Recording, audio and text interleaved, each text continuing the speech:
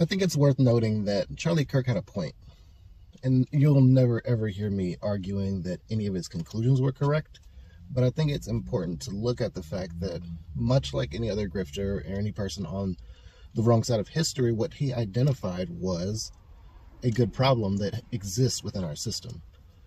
And this is this whole concept of, he just wanted to talk. Now, he saw a bunch of bots and stuff pour out of the woodwork trying to sanitize his image after his death. There were individual people that you could meet in real life who were very sad and really, really, really believed that he just wanted to get people thinking. He just wanted to get people talking. And this is that point that I'm talking about.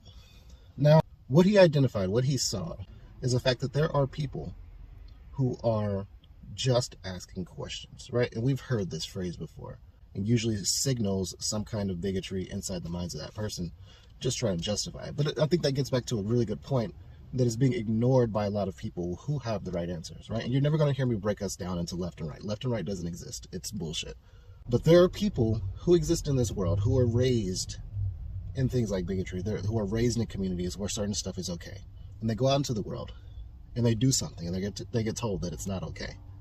And they ask, what's wrong with doing such and such, so and so? And we've gotten much better at this as a culture.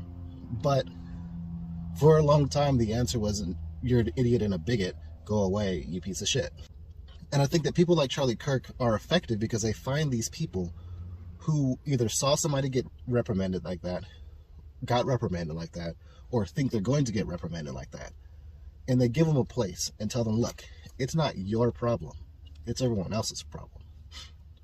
And what they do is they take their intellect, their ability to string together words, and they convince these people that their problems are from other people.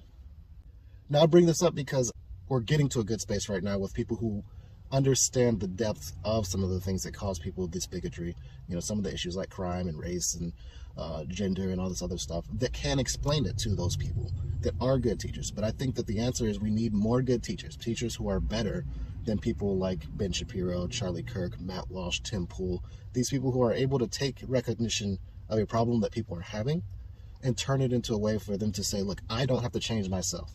Changing yourself is the hardest you can do as a human being. And they flip that script around on this. So this is all to say that I think that we need to get better. People who are informed, people who understand things, we need to get better at being teachers. And that means getting that class bully, that class dunce, that class asshole, that class joker, and explaining to them a way that helps them realize that they are the problem, but that it's okay, that it's not the end of their life, that they might have said something a little racist.